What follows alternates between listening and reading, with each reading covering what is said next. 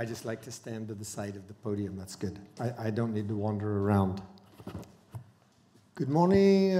Bonjour tout le monde. Je parle français. En fait, je vais donner le même discours à Lille en français jeudi. Agile Tour Lille. But this one is going to be in English. So if, I'll speak in English. That's the rules. And, if you want to ask a question later in French. I'll be giving a 1-hour question and answer session this afternoon at, I think, 1:15 or something like that, 1:45, whatever number. And then you can ask questions in any language that's comfortable for you. That's just fine.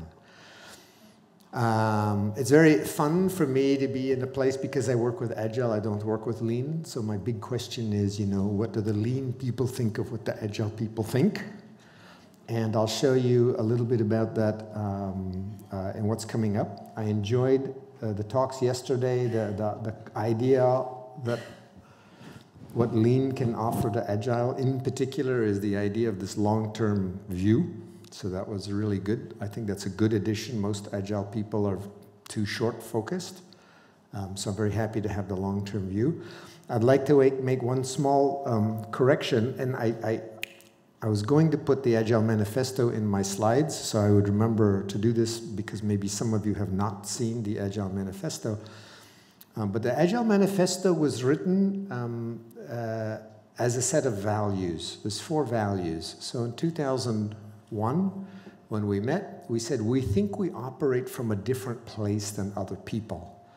And other people are putting their energy on processes and tools and contracts and documents and plans.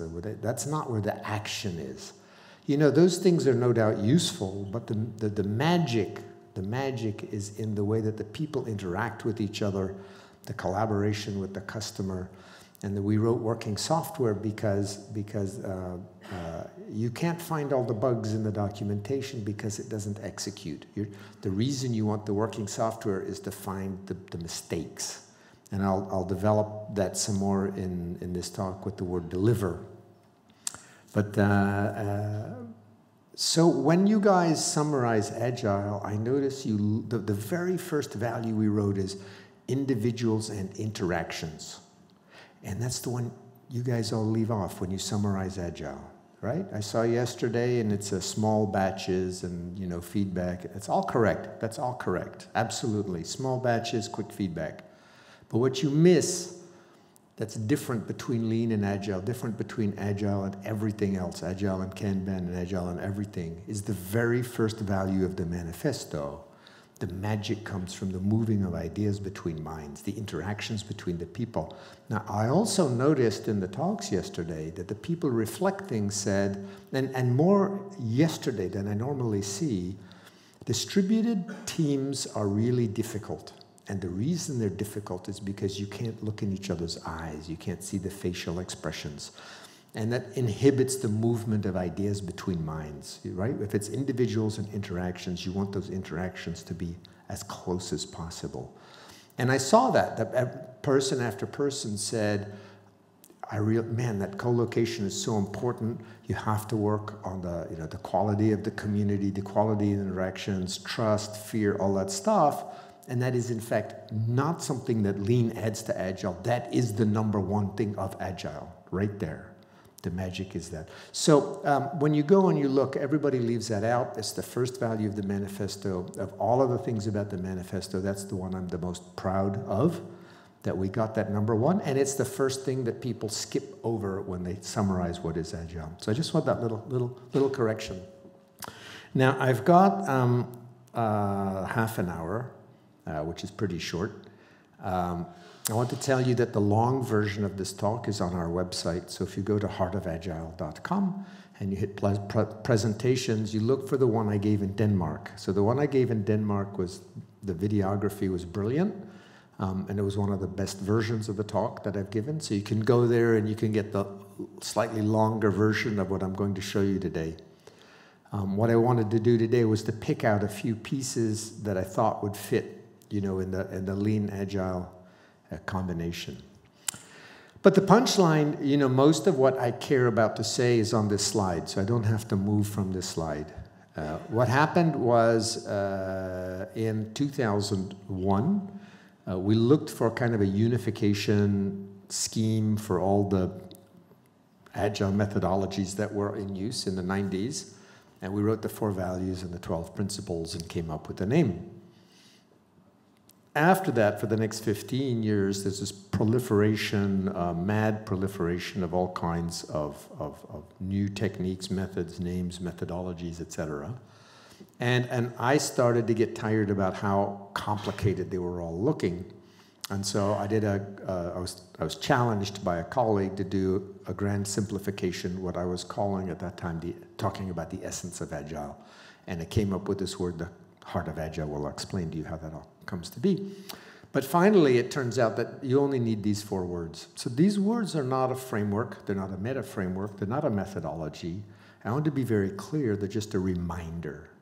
You know this stuff. Everybody knows this stuff. But we forget it in an instant because the world gets very complicated and noisy. So the idea is you just have these 4 words, and periodically you just check, how are we doing on the collaboration? It's not a mystery. You know, if the collaboration goes better, everything goes better. If the collaboration goes worse, everything goes worse, right? It's obvious. It's not a mystery. But we jump over that very easily. So that's just not item number 1. Delivery is to find errors. Now, delivery doesn't mean deliver one thing at the end. Not anymore, not in 2019. It's got 3 parts to it. So if you will, there's all the internal flow to deliver something, and that's all the lean, Kanban, queue management, whips. That's all there. That's nice. Then there's stage delivery, earlier return on investment, you know, all of those things. But in these days, fast-moving days in 2019, kind of the most important thing about delivery is to test the world. The world is not only different than you think, but it's changing. So you have to keep touching the world to find out, how does the world react to your thoughts? How is the world changing while you're developing things? Now, if you'll watch my words here, aside from one slide where I still have some software, nothing I have to say has anything to do with software. It was, if you will, an accident of history that some programmers decoded this stuff.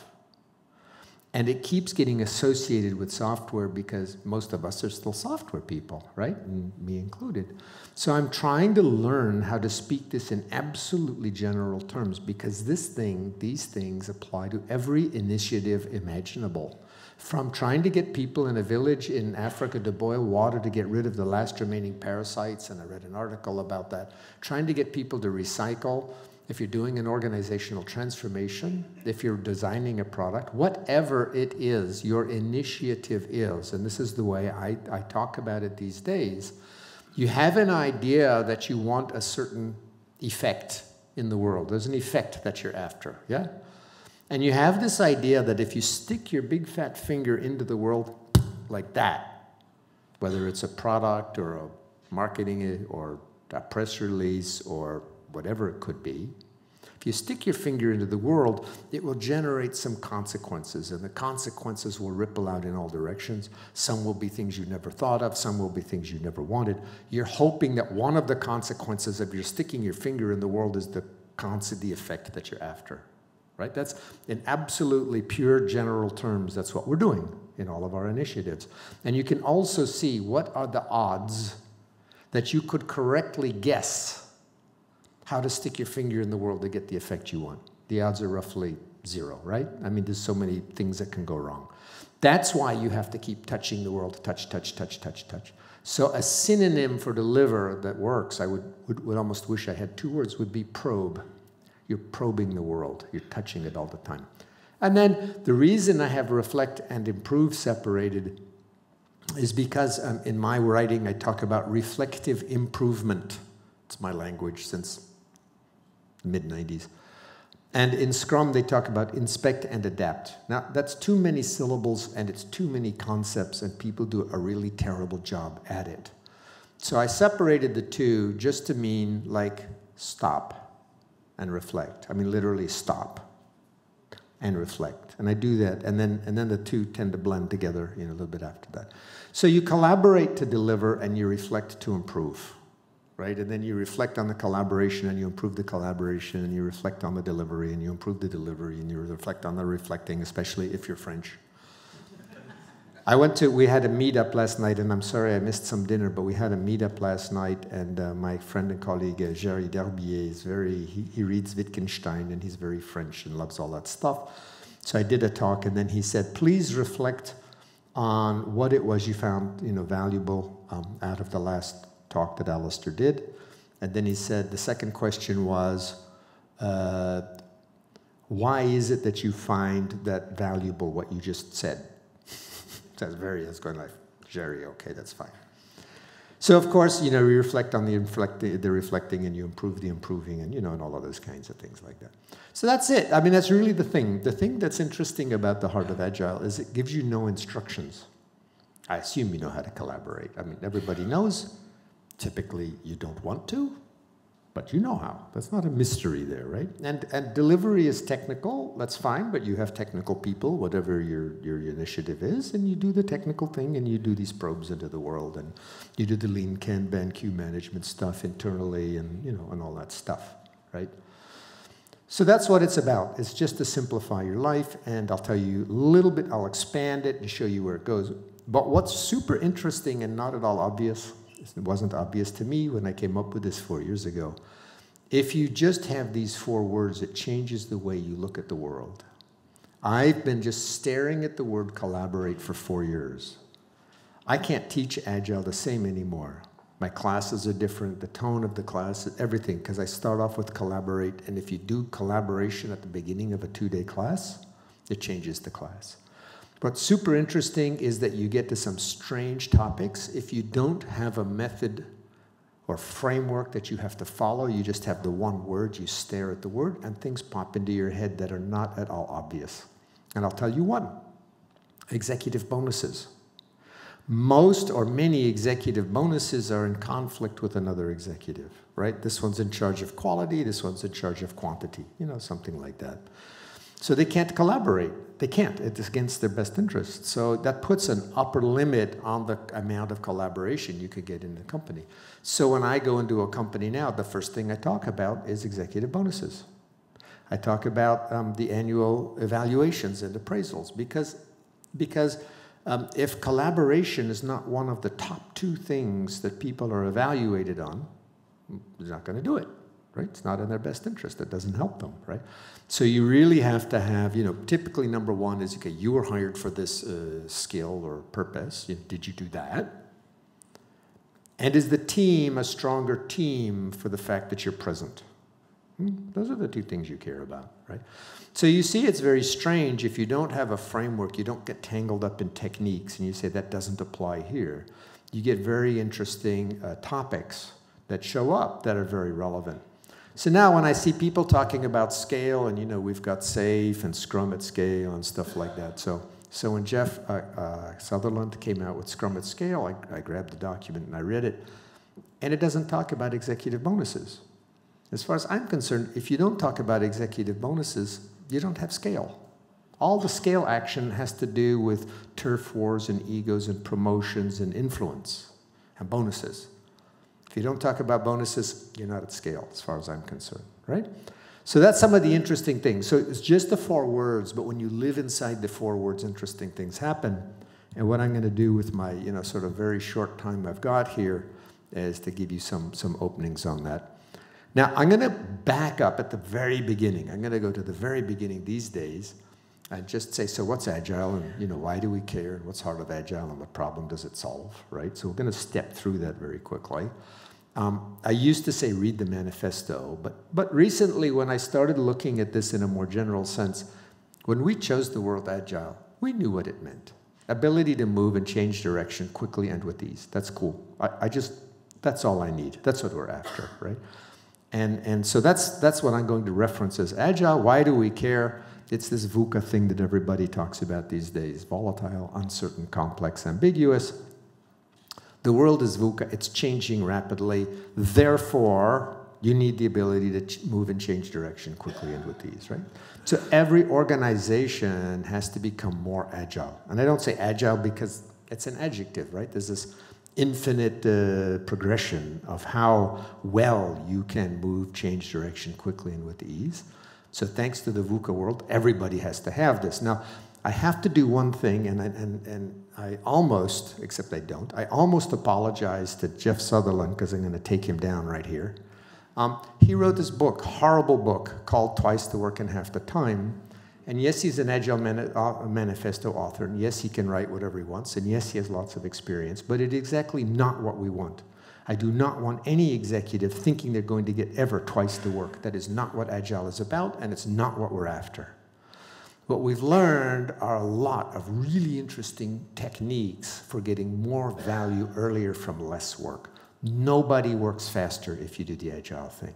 You get value earlier, you learn earlier, and that's super interesting, and it's absolutely all you need. So it is not twice the work in half the time. So now I've just added to this in my slide deck. I'm tired of hearing people say twice the work in half the time. I want to make sure that we don't go down that pathway, please. Now, Heart of Agile, now it's just these 4 words: collaborate, deliver, reflect, improve. In the Navy, in the U.S., Air Force, I'll get them mad at me, in the U.S. Air Force, they have so many airplanes now that they can't teach the pilots how to operate all of the cockpits at the level of reflex that they need for emergencies. So they have this phrase in the Air Force they call brilliance in the basics. And they want the pilots to have those basic things down in their neural systems so deep that no matter what airplane they get into, they can execute the critical maneuvers at the critical times. That's what they need. They call it brilliance in the basics. You just repeat those forever and ever. And that's what the Heart of Agile is. It's the basics. In Japanese, it's kokoro. I have this tattoo here for kokoro. Kokoro is, and I'll get to that in just a moment, but I just want to, this is why it's only a reminder. Just any question you ask me, you say, how do you apply Agile in a giant multinational corporation with tens or hundreds of thousands of people? And I will say, improve collaboration. And you'll say, how? And I go, it's not my specialty. You've got 20,000 people full of ideas. Go get the 20,000 people to help you. You don't need me for that. Just, that's the topic. Now go spend, and I don't mean to slag, SAFe, but I don't know how much it costs for a SAFe transformation. What, 4 million, 8 million? I have no idea what the prices are. Out of that 4 million, take 2 million and just put it on improving collaboration. Don't change anybody's job title. Just make them talk better together. You can do that, right? There's groups of people, not me, who specialize on trust, communication facilitation, how to give critique, how to receive critique. There's plenty, there's a whole industries of stuff out there. So take 2 million on that, and then take the other 2 million and work on your delivery chain, right? What it takes to get something delivered into the world. Just take that 4 million and 2 million each side, and on you go. Don't change anybody's job title, right? We're after changing people's attitudes and behaviors, right? So you dump SAFe on people, it's very nice. I saw the talk yesterday. It's very shoe level, as I'll get to in a moment. It's very prescriptive, it's very nice. You change everybody's job title, they all know what they're supposed to do. An alternative that I'm offering to you is don't change anybody's job title, just help them learn to talk to each other better. That would really move the company. So what problem does it solve? The Agile frameworks, by and large, they're complicated and they don't apply widely, right? They're software-oriented, and you look at any of them, and we'll find out from Bas about less, because he says less is more. And I love that. Thank you, Bas, because if less is more, then the Heart of Agile is the least, so the least is the most, so I win. I can't get it less than 4 words, all right? But, well, Bas has a lot of experience. I have a lot of respect for him, and we're going to see what he has to say. But to my mind, these things are complicated, right? And then you have to spend all this money training all these people in all this weird stuff that they don't understand. How about just help them talk better together? So that's what it is. So the point of Heart of Agile, it's a simpler, more powerful, more applicable way to become more agile. It's not a framework. It's just a reminder. That having been said, and I'm watching my watch, I know with the The gods of the speaker clock are down here, and they're going to wave things at me. But that's okay. I've got a watch up here also. You wave at me, and that'll be just fine. That's cool.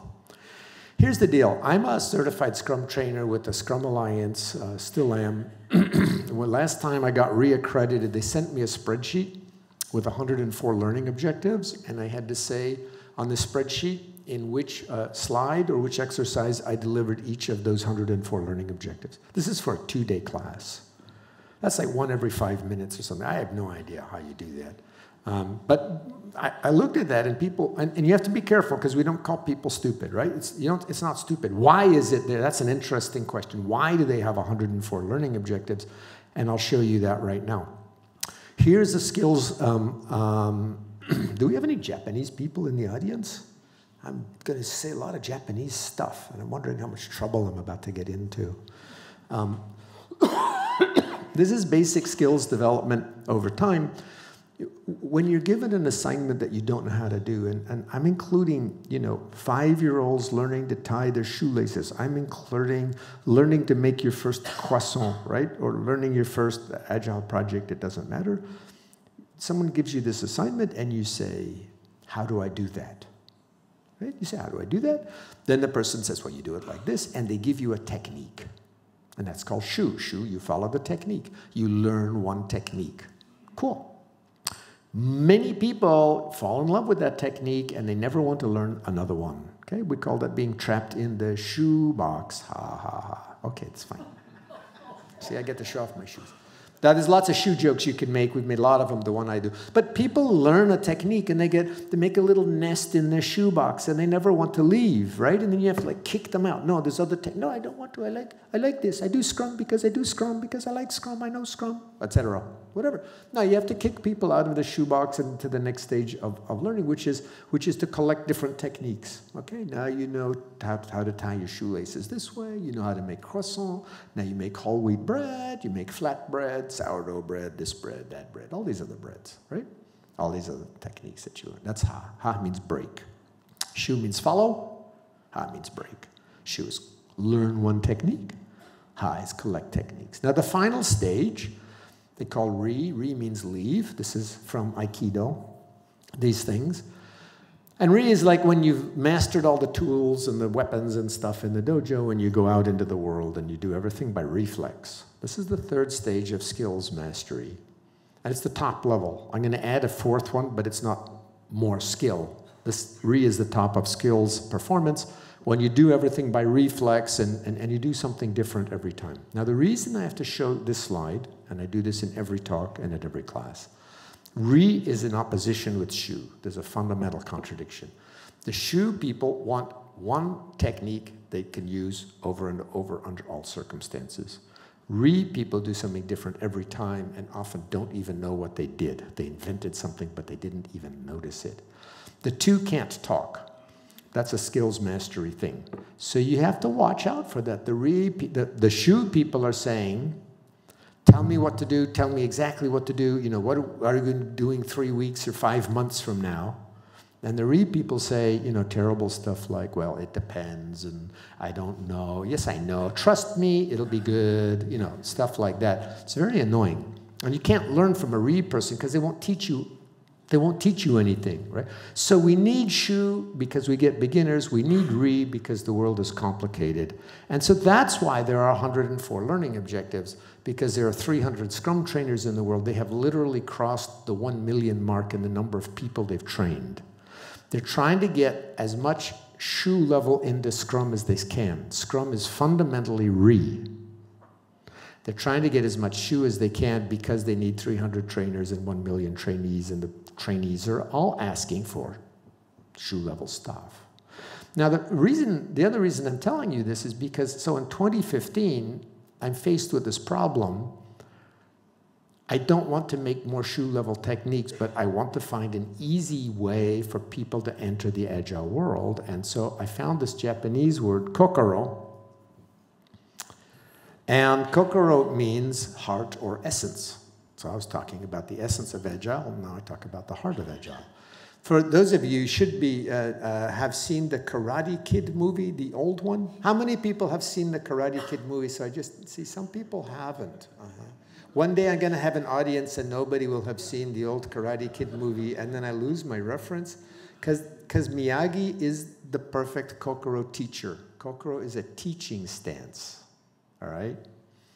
And so Miyagi says, just wax off, wax on, paint the fence. No, don't hold the paintbrush like that. Hold the paintbrush like this. Gonna paint the fence, wax on, wax off. Kokoro level instructors are really annoying because they won't tell you anything except the basics, the basics, the basics, the basics, the basics, forever. But now we see suddenly in the Air Force, that's what they're doing, brilliance in the basics. So the thing about Kokoro is a different doorway. People come in the doorway normally marked Shu, give me a technique. People like me are now saying, look, there's actually, just work on collaboration. You know how to work on collaboration. Work on delivery, and you know how to work on delivery, and you can go get that training if you don't, right? It's brilliance in the basics. That's why it's now the Heart of Agile. Now, I'm going to go for maybe 10 minutes. I know you will want some time left. It's 15 minutes till the end of my talk time. I will be spending like 45 minutes in the basement this afternoon. Some of you will not come then, so I want to give you time for questions. But I want to open this up with the time that's left and just show you what happens if you start playing with these words and you start opening up those doorways. If you open up collaborate, the first thing you find is culture. And that was in the talk yesterday. The speaker said, I wish if I were going to start over, I would actually create the culture before I hired the people. Once the culture sets in onto the people, it's hard to change the culture. So you have to talk about culture, you have to talk about rewards, you have to talk about trust, you have to talk about fear, you have to talk about these things.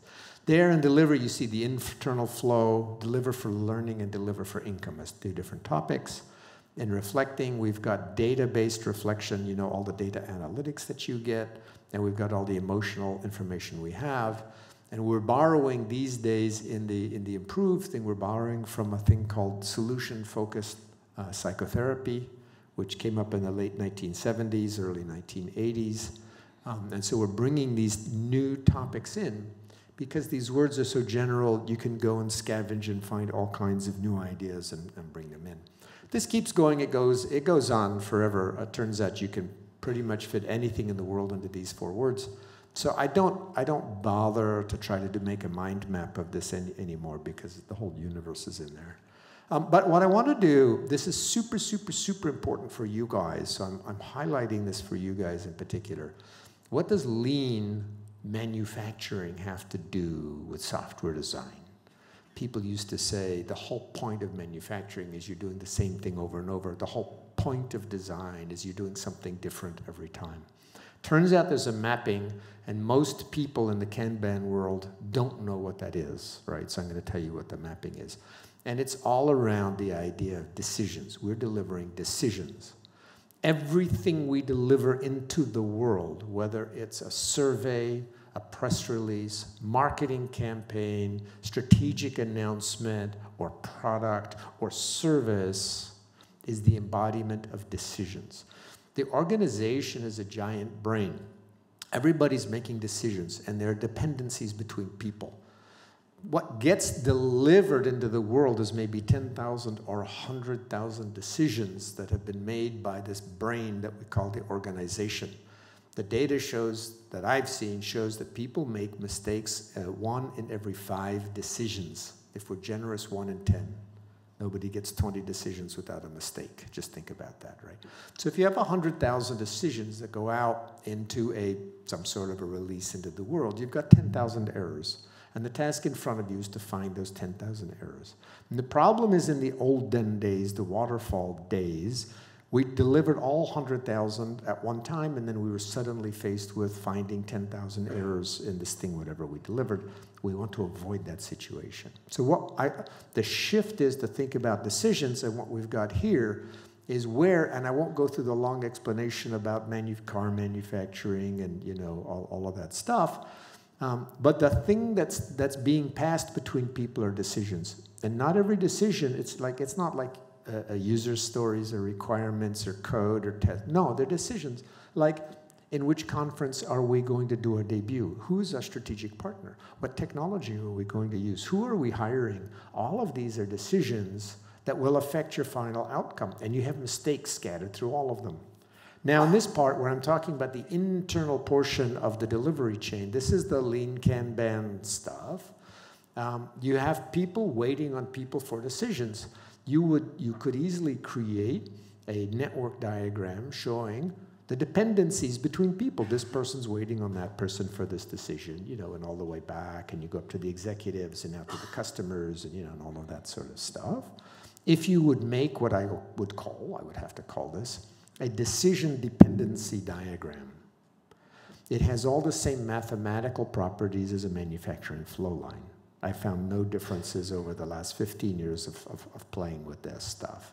None whatsoever. So all of the mathematics of lean production transfer 100% to any kind of a mental organization, right? So we're looking at that. Now most, as you guys know, what I want to do with this, you know, this is a picture that should be familiar to all of you, is the big batch transfer, but now we've got these feedback loops, which in manufacturing you avoid like the plague because it screws up your flow. But we've got feedback loops, so we have, let's just say, big requirements coming in, big batch transfer, errors in there, big batches going back across those feedback loops. It's a disaster for the organization. But these are decisions, these aren't work products. So you could imagine if you want to find the bottleneck station in an organization, I'll wager you quite likely it's one of the vice presidents or senior salespeople who's traveling all the time and never answers questions. Their inbox is full. They are now a bottleneck station on the flow of decisions. So you look at the same organization with decisions, and suddenly all these things make sense. Now the reason the agile people, you know, like to do user stories is because you're looking for how could you make the closest equivalent to a continuous flow or single piece flow. It's not like we know what single piece on decisions is, but we know what fewer decisions is.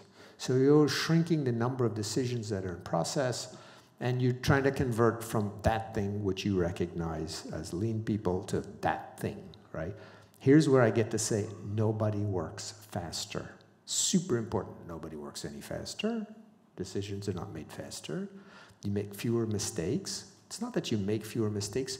You catch them sooner, so you don't do all the ripple, the consequential, you know, good work after bad work, you know, good money after bad money. I'll say good work after bad work. You don't waste all that stuff, all that time, because you get the feedback faster, and so you get the continuous flow. There's an external event that causes a change in priority. You don't have a lot of work stacked up internally. You can change directions quickly, and so on and so forth. So that's how you make an agile organization from the flow point. And that's the thing that I want to offer to the lean community back to you guys. Now, if I play on that, I want to talk about growth of learning over time. And there's this horrible picture, which I had alluded to, which is over time, if you're doing a waterfall, this is a big release of marketing, of anything.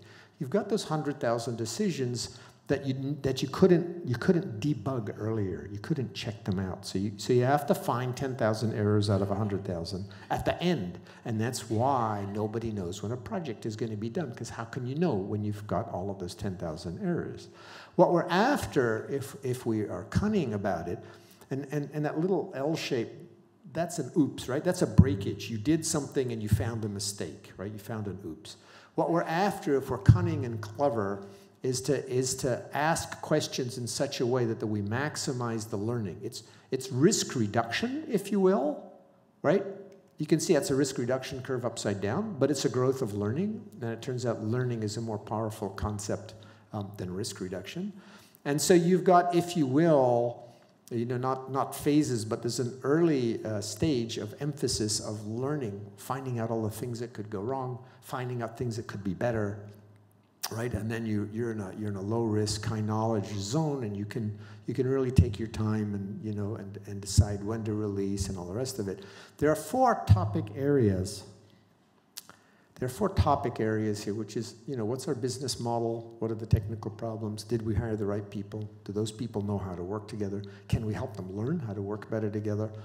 And the thing that's hard for many Agile people to swallow is actually learning something about how much this thing's going to cost and what's the schedule and all the rest of it. Now I'm looking at the time. Oh, I have to do this, so it's just for fun. Go backwards, Alistair. This is for fun. So this is a picture I grabbed off of Twitter, and it just illustrates the state of the world. So this is delivery for learning. Brian, your next automated pizza delivery is scheduled for Saturday, February 25th at 12 p.m. To confirm, text yes. To decline, text no. And then the asshole, who's probably a tester, writes back, "Thank you, Papa John, you handsome man. I shall call you the Carbs Vixen. We're sorry we didn't understand. Please confirm or decline. When I make love, I imagine you tossing some dough shirtless. Dude, our automated system isn't set up yet. This is a real person texting you. I make minimum wage. Please just tell me if you want the pizza." Right? So it's a lot cheaper to put a person on a script than it is to make an AI system, is the point, right? So this is ways that we find of discovering bad news early in 2019.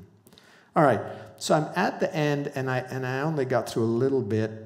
There are, in fact, in the collaboration, besides executive bonuses, we do have a shoe-level technique for improving collaboration. We call them collaboration cards. And there are things that people can do on a minute-by-minute basis in their actions to improve the environment for collaboration. So there's like 15 of those in a deck, and we sell them, and we teach them, and there's workshops around them and all of that kind of stuff. So there is something that we've got, a tool there. I'm going to just show you this one. Theory X and Theory Y, for those of you who've read your sociology. Theory X is the view they talk about. If management is pessimistic and think that workers are lazy and yell at them all the time, and maybe that works for physical work, but it doesn't work for mental work because people don't think better when they're being yelled at, right? So Theory Y says probably, it's an optimistic view of workers. Probably they're motivated. We just have to help them. We want to create a quiet space for them. Now, what happens here, if this is a picture of an organization, the stockholders are very Theory X, very forcing kind of thing, but we want quiet space at the bottom. Right? Here's what happens just when you follow this collaboration thing around. You get weird stuff like this, but it means that necessarily some manager in the organization has to play a kind of a push-to-pull umbrella and block the push from above and create a quiet space. That's one of the assignments of a manager, even if it's the CEO. It's a thankless job. It's a very difficult job, but it's something that we get. All right. I'm not going to show you the rest of the talk. You can get that. I'm just going to go to the end and say that the point is not that things are complicated, but in fact, you can make them simple from time to time. Just go live in these 4 words and see what you get. And I'm going to put a pause right there so we can get a question or two. So thank you for that.